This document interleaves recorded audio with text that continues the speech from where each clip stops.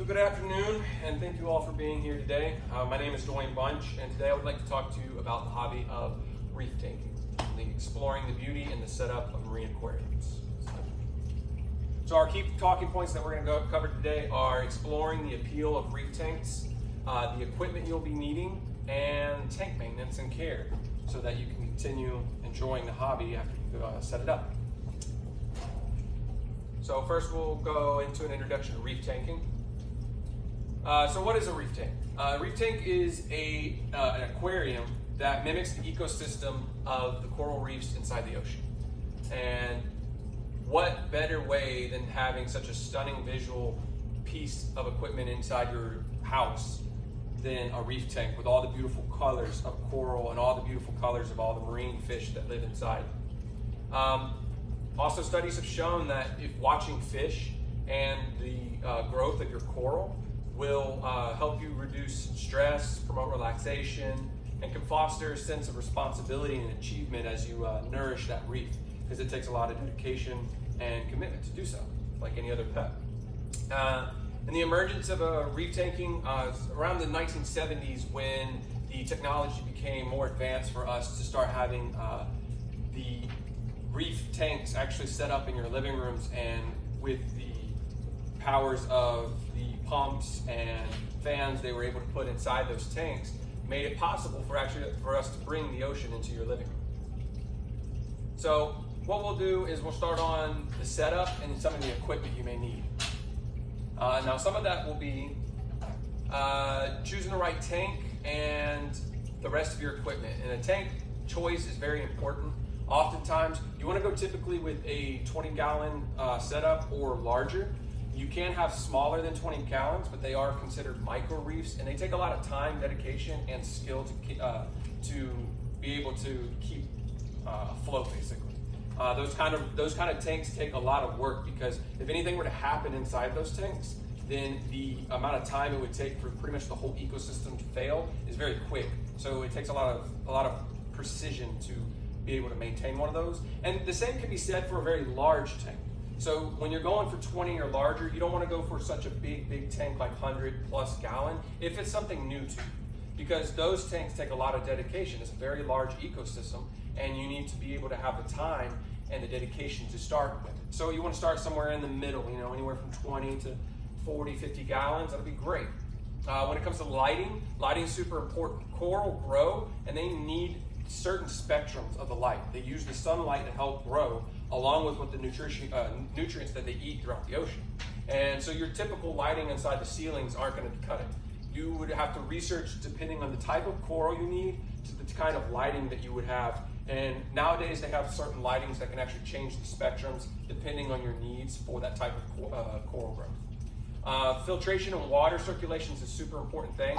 You need to be able to filter the water with any fish tank. But it's very important with salt water because of the amount of more bacteria and diseases that can come with that kind of tank setup.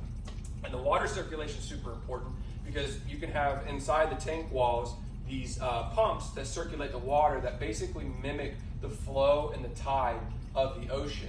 And that flow and tide helps circulate nutrients through the coral, because they aren't fish. They can't swim around and eat. So they rely on the ocean's tides to bring all that stuff through their reef so that they can feed on it. Some of them have tentacles they reach out and grab. Some of them they have like polyps, and that's how that works. So that circulation is very important to keep the water constantly moving inside that tank. Some other important equipment is your water parameters, which come into the filtration, and monitoring the pH, monitoring the salinity, the nitrates, phosphates. All of that stuff comes with some of your filtration. You also need heating. Heating is very important. Anywhere from 75 to 80 degrees is a very stable temperature inside the coral reef, and so you want to replicate that inside of your tank as well.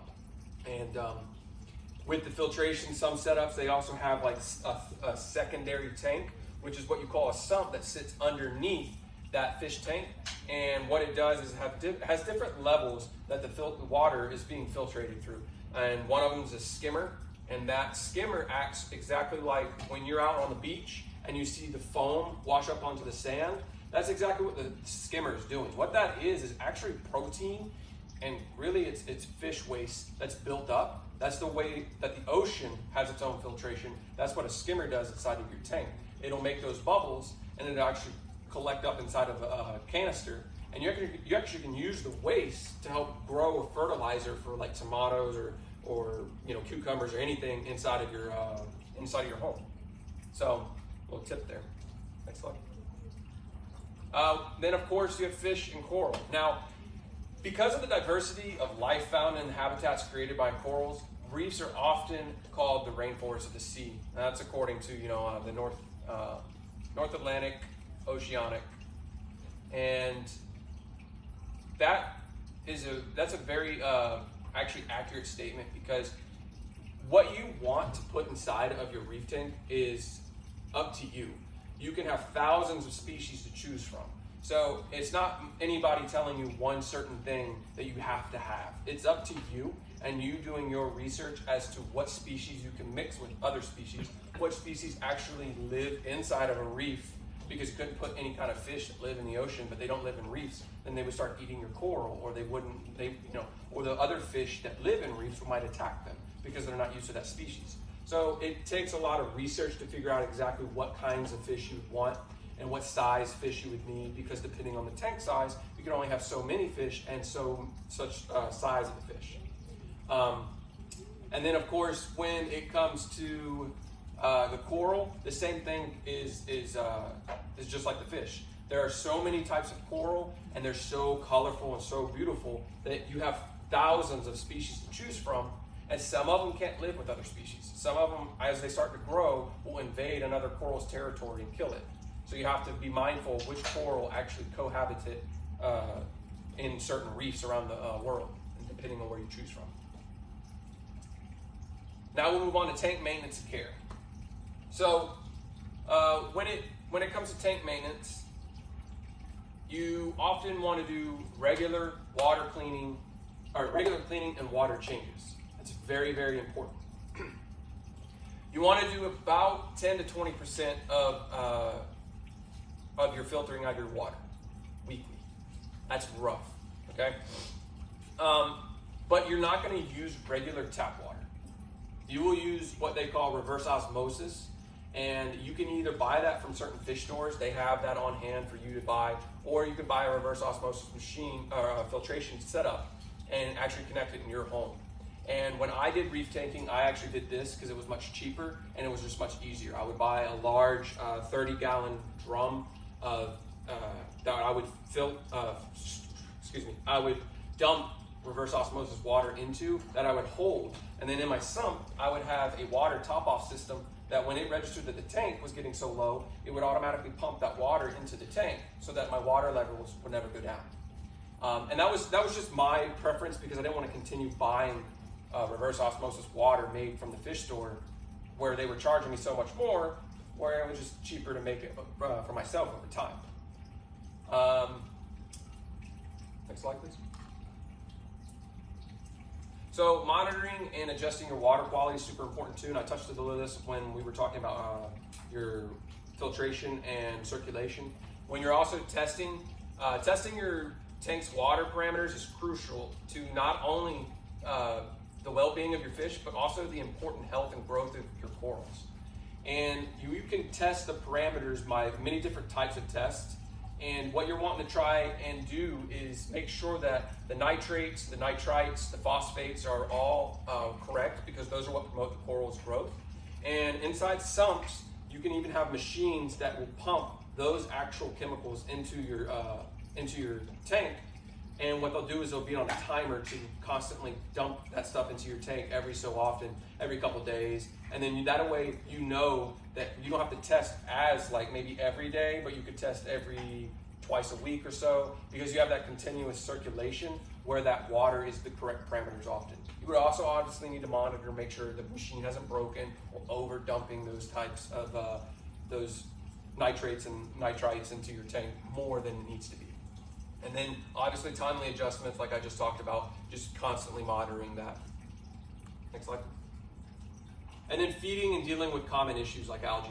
So when you're feeding, again, you're gonna have to research the types of corals and the fish and the type of food they'll need. But oftentimes you feed them at least once a day, the fish. The corals, they don't feed as often, so it might be 2-3 times a week. But again, it's good. It depends on the breed of the coral and the breed of the fish. But when it comes to algae, you need to understand that you have to get that feeding down right, or if you don't, your overfeeding will cause your algae blooms and your tank to get dirty.